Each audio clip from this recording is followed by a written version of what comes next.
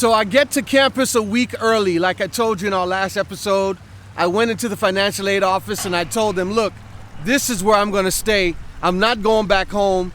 I'm going to chill out here on campus. And that's exactly what I did. I remember my mother, she tried to persuade me to go back home with her, but I was determined that this was where I would be.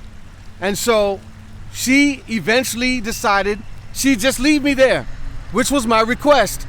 Again, remember, I had one pair of Jordans, a pair and one shorts, and a white t-shirt, and that was it. I had no money, I didn't have a car, I had nothing, no change of clothes, but I was determined to stay. And this was 1 week prior to the actual semester, fall semester of 2001 beginning.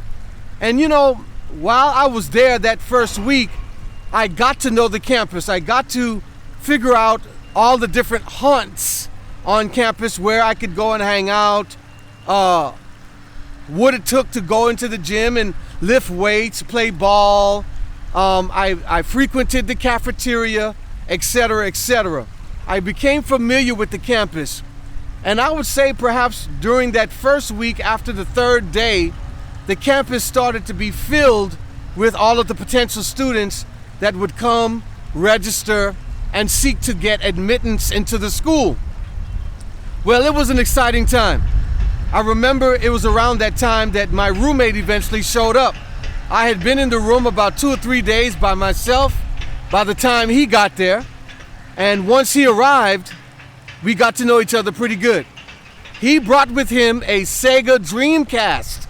How many of you remember that video game system back in the day? Well, with the Sega Dreamcast, there was the particular game, NFL 2K. And the wide receiver, what's his name? Randy Moss was on the front or the cover of this game.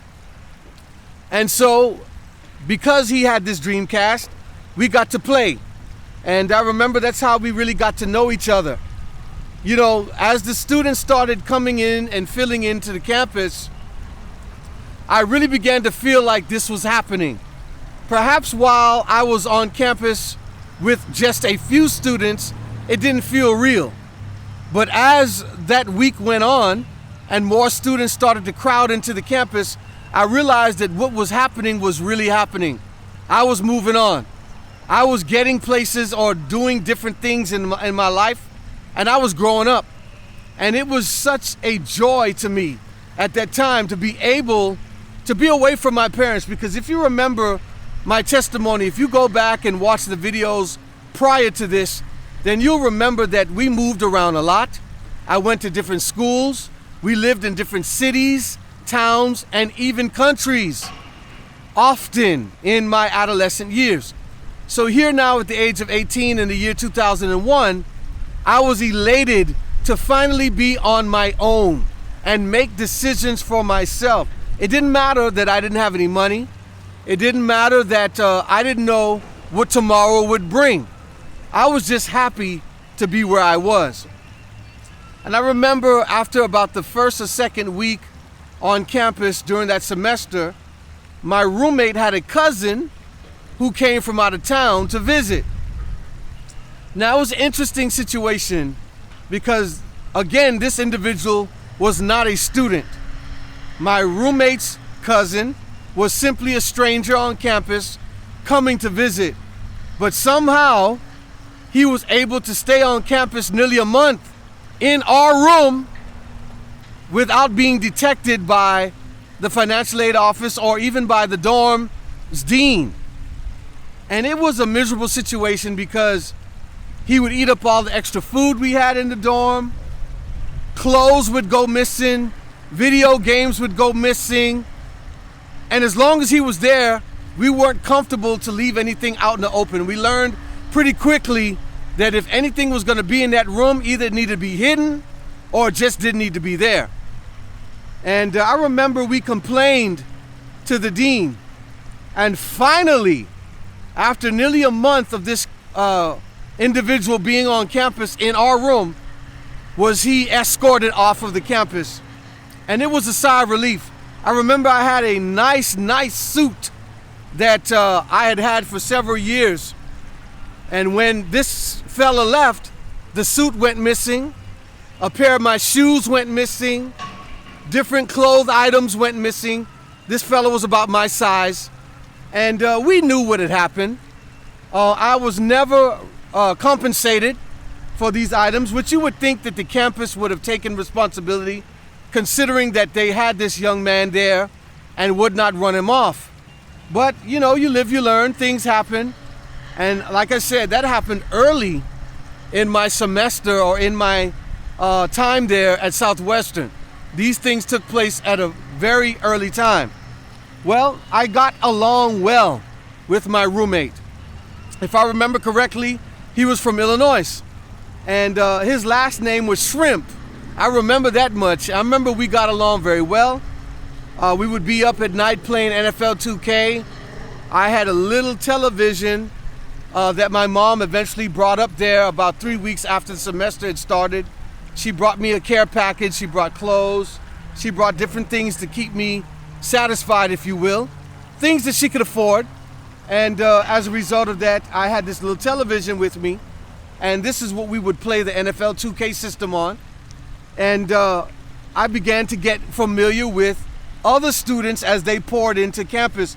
It's interesting that when you go to college, you would think that all of the students that will be respective students there would pile in during the registration period. But throughout the entire semester, kids were coming in and registering later on than what you would have expected. And I remember I needed a job. I needed to find a way to help support myself and to help pay for some of these school bills because I had no scholarships. Remember I told you I tried out for the basketball team that week that I came early, but that didn't work out. The coach didn't choose me. In fact, I found out later that he already had his roster chosen with individuals who had contacted him prior to the week that I had gotten there. He had already tried them out for the team, and basically they were pre-chosen. They were picked, hand-picked by the coach. So he already had his team together. Now maybe if I had showed enough skill, he would have picked me up, but he didn't, and that's okay. So I could not bank upon a scholarship, at least at that time, to help me pay the bills. And so I remember I went and got a job on campus working in the agriculture field, which is basically cutting the grass, taking care of the lawn, running a tractor, those type of things. And it was a good job, but nobody wanted to do it because remember, we're in Texas, and Texas is a very hot place. And I guess it was also something like a status symbol to be seen out there in the yard cutting grass. I say a status symbol. It wasn't a positive one. Let me say that. I guess folk knew for sure, yeah, he's struggling financially because he's out here cutting grass and weed eating and doing all these things. But I didn't care. I knew that I needed to make some money, and I knew that I needed to make some money fast. And so I started this job. They trained me on the tractor. I became familiar with the campus, and I was able to do what I needed to do. Well, at the very beginning of that semester, there is this thing that they used to have. Now, I don't know if they still do it on that campus, but it's called cricket camp. And the first week of school, they have something like an obstacle course for all freshman students to become acclimated with one another. They teach you different ideas of how to work together. They teach you socializing. They introduce you to the other freshmen, and they carry you on to this obstacle course where this cricket camp course begins. And I remember while we were loading up on the charter bus to go to cricket camp, which was about an hour or two away from the campus, I met at that time the most beautiful woman that I'd ever seen in my life.